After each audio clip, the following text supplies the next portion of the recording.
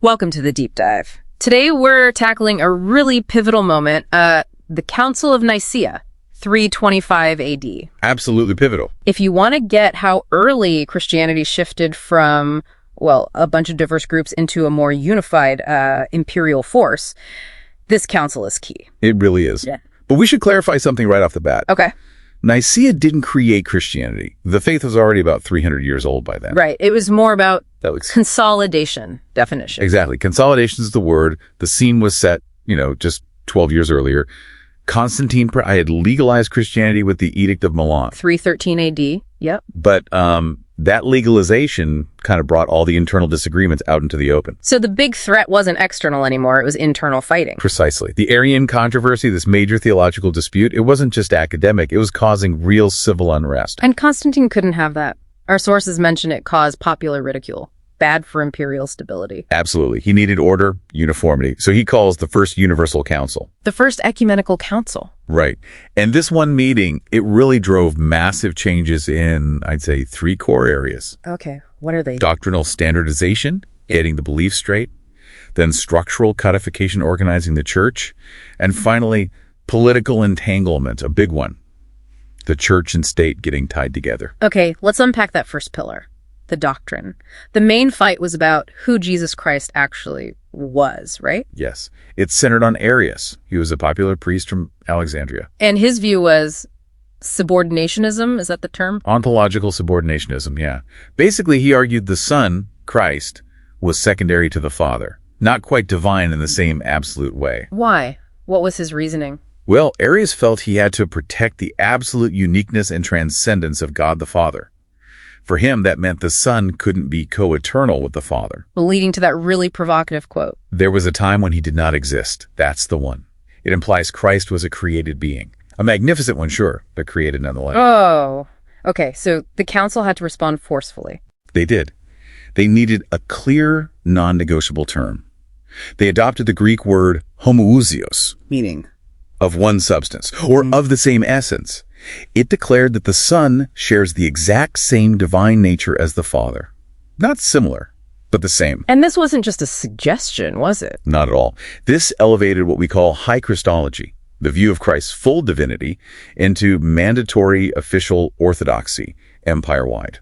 And here's where the political angle gets really sharp. Constantine steps in. He does. The debate was fierce. The bishops were divided. Constantine intervened directly, and he didn't just threaten, church discipline. He threatened exile, Judgment from the empire. Exactly. A civil judgment. Suddenly, refusing to sign the Nicene Creed wasn't just a theological stance, it was against imperial policy. Wow. So theology becomes law instantly. What happened to Arius? He and 2 bishops who supported him refused to sign. They were immediately banished, exiled. Okay, so that's the doctrine hammered out with imperial force. What about the structure? You mentioned codification. Right. Nicaea wasn't just about beliefs. It was about order, practical control. They produced canons, church laws. What kind of laws? Things to standardize the church's administration. They formally recognized and sort of cemented the authority of the major bishops, the metropolitans. Specifically Alexandria, Rome, Antioch. Those were the big centers. Those 3, yes. It laid down a blueprint for church hierarchy, making it more like the imperial administration itself. Consistency was the goal. I saw a specific canon 15, that seemed interesting. It stopped clergy moving between cities. Yeah, that one aimed to prevent priests or bishops just wandering off seeking better positions, which apparently caused great disturbance and discords. Yeah. It was about stability, locking people in place. Keeping control. And they standardized rituals too. Big time. The date of Easter, it had been celebrated on different days in different places. Right. Nicaea decreed one Sunday for everyone. Uniformity again. Making it a predictable, unified institution. And enforced by the state. Constantine's use of exile for disagreeing with the creed set this huge precedent. Secular power enforcing religious orthodoxy. This idea of symphonia, the harmony between church and state, sounds nice, but it seems it immediately limited religious freedom, the very freedom granted just years before. It absolutely did. The focus shifted very quickly from tolerance to conformity. And it got pretty severe, didn't it? Constantine issued an edict against heretics later on. Yes. That edict didn't just target Arians, but other dissenting Christian groups too. It forbade them from meeting. It confiscated their buildings. And the sources point out something striking.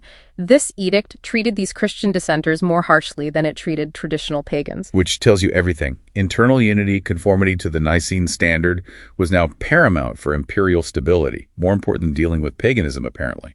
So Nicaea marks this massive shift. Christianity goes from being this diverse, sometimes messy collection of beliefs and practices to becoming the official, doctrinally defined, structurally organized ideological backbone of the Roman Empire. A permanent entanglement. Which leaves us with a final thought for you, the listener, to chew on. If defining religious truth became tangled up with the emperor's political needs right here in 325 AD, how might that initial entanglement have shaped the future? Think about the long cycles of conflict, persecution, and division within Christianity itself that followed. Because Arianism didn't just vanish after Nicaea, did it? Oh no, it came back strong.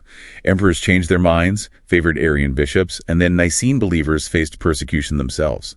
The cycle began almost immediately. Something to consider.